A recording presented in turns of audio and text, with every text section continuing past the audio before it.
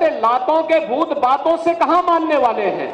आप याद करिए 2017 के पहले के उत्तर प्रदेश को हर दूसरे तीसरे दिन दंगा होता था। बहनों और भाइयों, इन दंगाइयों का उपचार ही डंडा है। बिना डंडे के मानेंगे नहीं।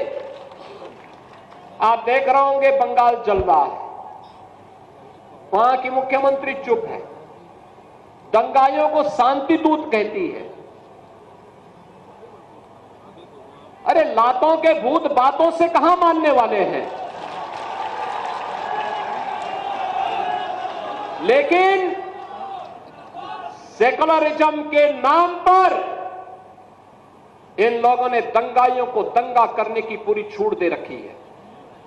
पूरा मुर्शिदाबाद पिछले एक सप्ताह से चल रहा है, सरकार मौन है।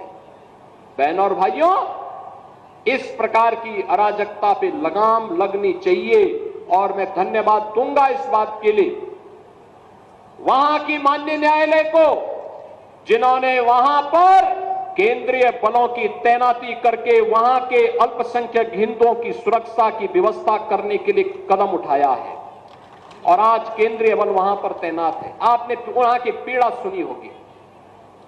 सब लोग मौन है। कांग्रेस मौन है मुर्शिदाबाद के दंगों पर, कांग्रेस मौन है, समाजवादी पार्टी मौन है, टीएमसी मौन है। वे धमकी पे धमकी दिए जा रहे हैं, समर्थन कर रहे हैं। बांग्लादेश के अंदर जो हुआ था उसका समर्थन कर रहे हैं बड़ी बेशर्मी के साथ। अगर उन्हें बांग्लादेश अच्छा लगता है तो उनको बांग्लादेश ही जाना चाहिए। क्यों भारत की धरती पर बोझा बने हुए हो? क्यों भारत की धरती पे बोझा बने हुए हो?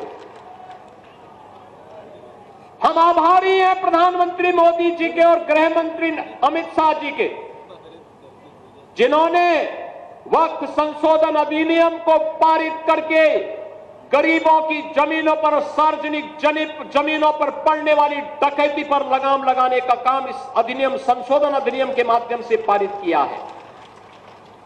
अब ये जमीन जो वापस आएगी, बहनों और भाइयों, इसमें हॉस्पिटल बनेंगे, इनमें गरीबों के लिए मकान बनेंगे, हाई राइज बिल्डिंग बनेगी, यहां पर स्कूल बनेंगे, विश्वविद्यालय बनेंगे, निवेश के लिए लैंड बैंक बनेगा। लेकिन किसी को जमीन पर कब्जा करके गुंडागिर्दी करने की छूट अब नहीं मिलेगी। इसलिए लोग परेशान हैं, क्योंकि जमीन के नाम पर जो लूट थी वह रुकने वाली है और उसलिए इन लोगों को परेशानी है। परेशानी इस बात को लेकर के कि अब गुर्गे खाली हो जाएंगे। तो पहले जो जनता को लूटते थे, इनको अब भय है कि इनके द्वारा पाले गए गुर्गे कहीं भस्मासुर हुए तो कहीं अब इन्हीं को न लूटने लग जाएं। इनके द्वारा अकूत संपत्ति जो अर्जित की गई है उसी पर डकैती न डालने लग जाएं।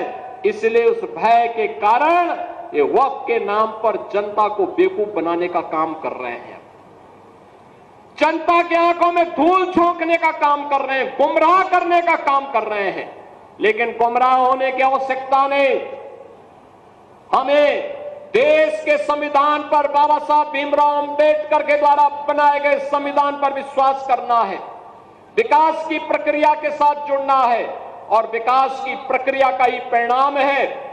मैं देख रहा था हरदोई के अंदर, हरदोई जनपद में प्रधानमंत्री आवास योजना और मुख्यमंत्री आवास योजना में 1,15,000 परिवारों को एक एक आवास प्राप्त हुआ है।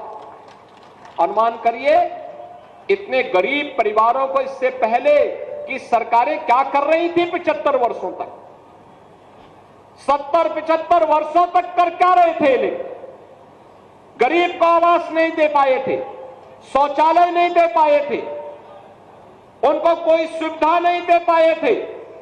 आयुष्मान का कार्ड मैं भी देख रहा था। आयुष्मान का कार्ड जब मिल रहा था, उत्तर प्रदेश के अंदर 10 करोड़ लोग आयुष्मान भारत की सुविधा का लाभ ले रहे हैं।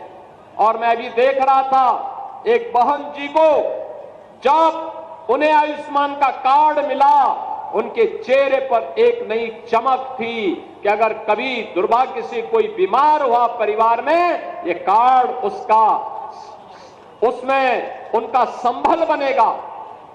लेकिन इससे पहले क्या कर रहे थे? पिछली सरकारें कर क्या रही थी? क्या कांग्रेस कर रही थी 60 वर्षों तक?